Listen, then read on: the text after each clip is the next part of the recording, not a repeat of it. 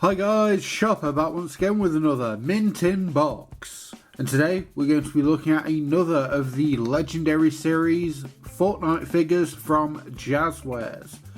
This time we're looking at Wildcard. This guy came about during the high stakes LTM where him and his 4 brothers? Friends? Brothers. I like the idea that Wildcard has brothers. We're a group of thieves trying to get away with a special crystal llama, I believe. And it was a very unique game mode that came up. I think it was like the first of the truly unique limited time modes, and I really enjoyed it. Mostly because I got to get the crowbar as a reward. It's a very nice harvesting tool, very simple. But yeah, very cool figure. Part of a really good line of figures so far, of the 2 I've reviewed. And personally, Wildcard's my favourite. But as the packaging boasts, 40 points of articulation. I'll be getting into that. Also comes with 3 alternate faces, which represent the other suits of the card deck. Obviously heart, spade, diamond and club. You get a hand cannon, a rocket launcher and the cuff case back bling. With that all said, let's take a look at the figure itself. The figure has a very nice range of movement. I'll just open up his hands, which have a very good hinge to really secure in any weapons or harvesting tools, but I'll come back to that. Let's take a look at the articulation first. We've got a very nice hinged swivel for his head. His jacket is a very soft rubbery plastic, so it allows a lot of freedom of movement. He's got just a hinged chest socket, armpit socket, bicep swivel, double hinged elbows, very nice. Hinge swivel for his hands, hinge on the fingers, very useful. He has an ab crunch, a waist swivel. His legs are not on ball joints, but very decent hinge swivel.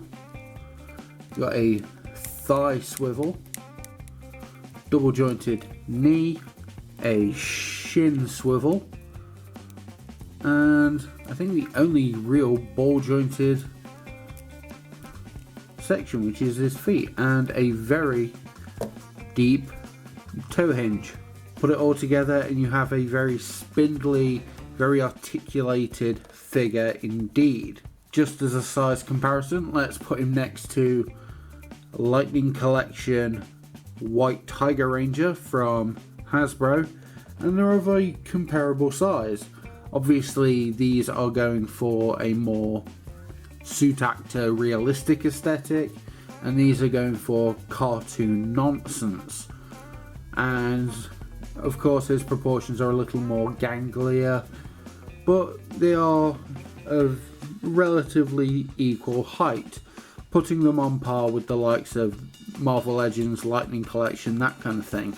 The cuff case is a nice little attache case with some handcuffs attached that just easily plugs into Wildcard's back and stays fairly secure. It's a nice way of keeping him a little more top heavy so he's not constantly falling forward, because these little hinges are weak sauce. They will just make him fall forward like nothing else. As you saw earlier, he can hold his crowbar harvesting tool very, very well.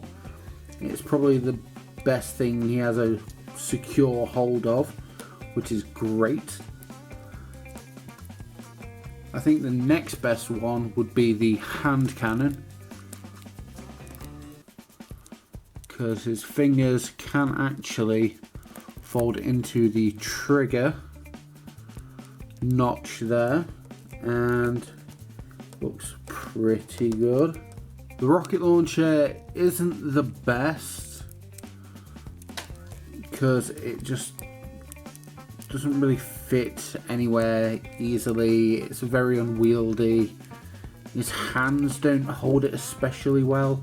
Like it's molded to accept the hands, but it just doesn't. Like, it's supposed to fit like that, I think, but it just doesn't hold them very well. I suppose you're supposed to hold it like that, but that makes no sense whatsoever. It's not a great accessory. I didn't like it in the solo mode range, and I don't particularly like this rendition. It's not especially great, unfortunately. Coming on to the big aspect of this figure is his face swapping gimmick. So it will just pull off the one mask, and they all share the same ports to allow for the best range